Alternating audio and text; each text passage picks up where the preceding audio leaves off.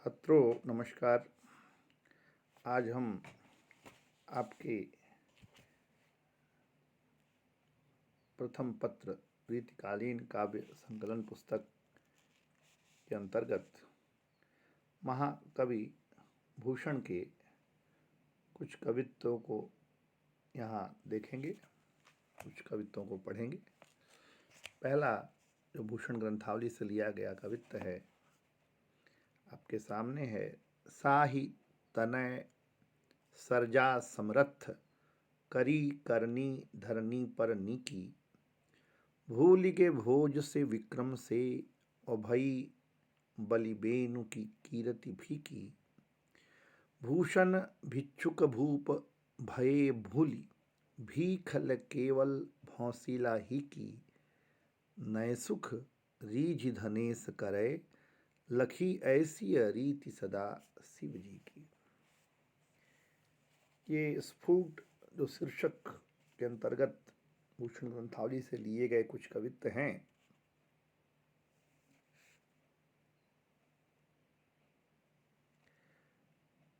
और भी इसमें हम अन्य कवित्व को यहाँ देखते हैं।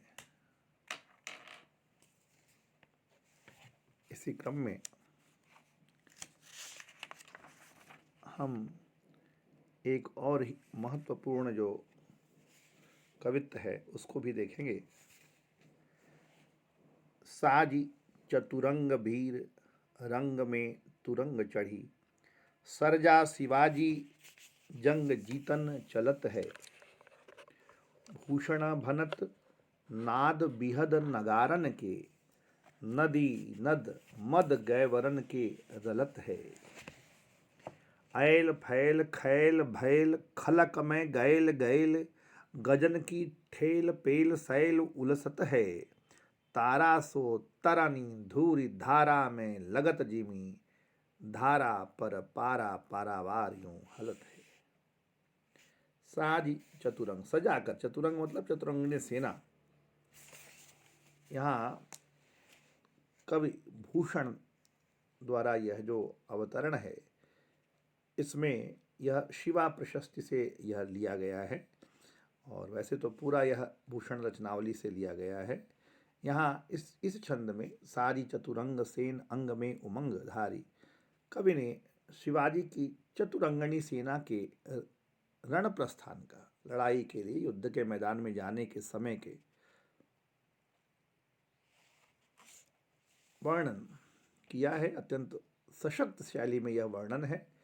यहाँ भूषण कहते हैं कि जब शिवाजी की सेना युद्ध के लिए चलती है तो सारे संसार में खलबली मच जाती है। सारी चतुरंग सेन अंग में उमंग धारी, भूषण कहते हैं कि शिवाजी अपनी चतुरंगनी सेना को सजाकर सरजा शिवाजी जंग जीतन चलत है, घोड़े पर सवार होकर युद्ध जीतने के लिए चलते हैं।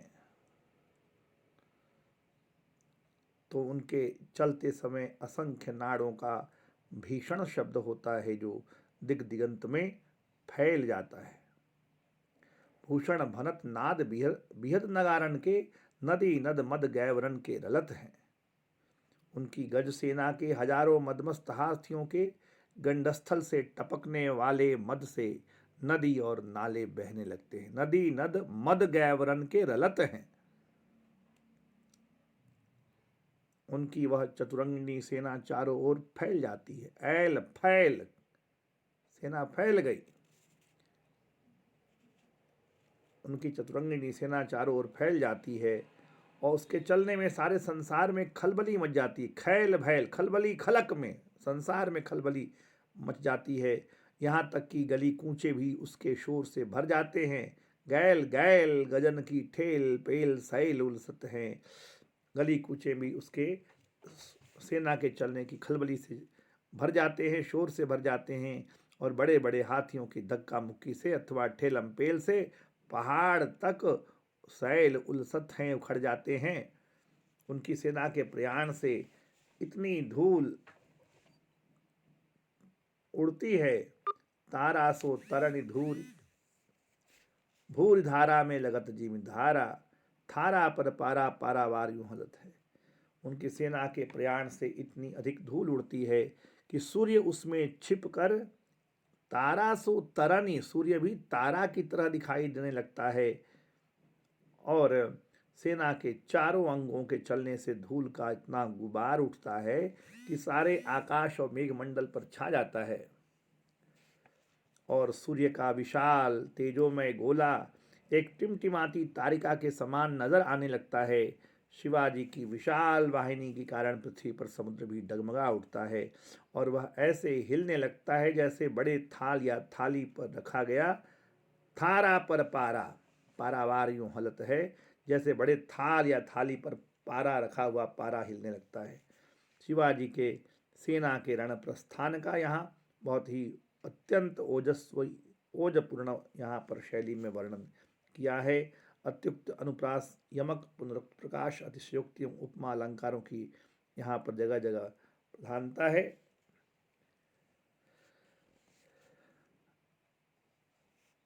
अब हम अगले कवित्व को देखते हैं। ऊंचे घोर मंदिर के अंदर रहन वारी, ऊंचे घोर मंदिर के अंदर रहाती हैं। कंद मूल भोग करें, कंद मूल भोग करें। तीन बेर खाती तेवे तीन बेर खाती हैं। भूषण शिथिल अंग, भूखन शिथिल अंग। बिजन डुलाती तेवै बिजन डुलाती हैं। भूषण भनत शिवराज वीर तेरे त्रास, नगन जड़ाती तेवे नगन जड़ाती हैं। इस अवतरण में भूषण द्वारा जो रचित है, शिवा प्रशस्ति से जो लिया गया है, यहाँ कवि ने मुगल स्त्रियों के मन में बैठे भय का एक मनोवैज्ञानिक वर्णन किया है। कवि वर भूषण कहते हैं, यहाँ पर देखिए कि शिवाजी के भय से, शिवाजी के ऊंचे घोर मंदिर के अंदर रहने वाली, शिवाजी के भय से स्त्रियों का क्या हाल है उसका वर्णन है यहाँ पर कि ऊंचे और विशाल महलों में रहने वाली शत्रुओं की स्त्रियां अब ऊंचे घोर मंदिर के अंदर रहती हैं। अब वो छुप करके अपना भवन छोड़ करके अब भयंकर पर्वतों की गुफाओं में अपने प्राण की रक्षा के लिए चली गई हैं। ऊंचे ऊंचे महलों को उन्होंने त्याग दिया है। भाव यह है कि शिवाजी के डर से शत्रु पक्ष की नारियों ने अपने ऊंचे ऊंचे भवन छोड़ दिए और जान बचाने के लिए अब वे पर्वतों की गुफाओं में छिपती रहती हैं, जो मधुर पदार्थों से बने हुए स्वादिष्ट भोजन किया करती थीं। भूषण भरत नाद विहद नगारन के, नदी नद मद गैवरन के रलत हैं। ऊंचे घोर मंदिर के अंदर रहनवारी, ऊंचे घोर मंदिर के अंदर रहाती हैं। कंद मूल भोग करें, कंद मूल भोग करें। पहले वे दिन में 3 बेर खाती, ते वह 3 बेर खाती हैं। जो मधुर पदार्थों से बने हुए स्वादिष्ट भोजन किया करती थीं, वे ही शत्रु पक्ष की नारियां अब वनों में भटकती हुई कंद मूल फलों को खाकर ही अपने जीवन का निर्वाह करती हैं। पहले वे दिन में 3 बार भोजन करती थी, 3 बेर खाती ते वे 3 बेर खाती हैं। पहले वे तीन बार दिन में भोजन करती थी, परंतु अब वे बेर के 3 ही फल खाकर गुजारा करती हैं। पहले उनके शरीरांग आभूषणों के भार से शिथिल हो जाते थे। भूषण शिथिल अंग, भूखन शिथिल अंग। और आज वही अब भूख के मारे शिथिल अंग होकर भटकती फिर रही हैं। महलों में जिन पर विजन अर्थात पंखे डुलाए जाते थे, विजन डुलाती थे वे विजन डुलाती हैं, वही अब निर्जन वनों में अकेली अकेली घूमती फिरती हैं, अकेली घूमती फिरती हैं। भूषण कहते हैं कि हे शिवाजी, आपके डर से शत्रुओं की स्त्रियों की यहाँ तक दुर्दशा हो गई है कि जो पहले आभूषणों में रत्न जड़वाया करती थीं, भूषण भनत शिवराज वीर तेरे त्रास, नयन जड़ाती ते वे नगन जड़ाती हैं। पहले आभूषणों में रत्न जड़वाया करती थीं, वही अब वस्त्र के न मिलने के कारण नंगी जाड़े में नगन जड़ाती, नग्न ही जाड़े ऋतु में ठिठुरती हैं। कवि ने यहाँ पर सजा शिवाजी के मुगल नारियों पर फैले आतंक का बहुत ही ओजस्वी शैली में वर्णन किया है। यमक और श्लेष अलंकारों का सुंदर और बखूबी यहाँ प्रयोग हुआ है। एक बार फिर से इस कवित्व को मैं पढ़ देता हूँ कि ऊंचे घोर मंदिर के अंदर रहनवारी, ऊंचे घोर मंदिर के अंदर रहाती हैं, कंद मूल भोग करें, कंद मूल भोग करें, 3 बेर खाती तेवै 3 बेर खाती हैं, भूषण शिथिल अंग, भूखन शिथिल अंग, बीजन डुलाती तेवै बीजन डुलाती हैं, भूषण भनत शिवराज वीर तेरे त्रास, नगन जड़ाती तेवै नगन जड़ाती हैं। इस महत्वपूर्ण कवित्व के साथ में आज की बात को हम यहीं विराम देते हैं।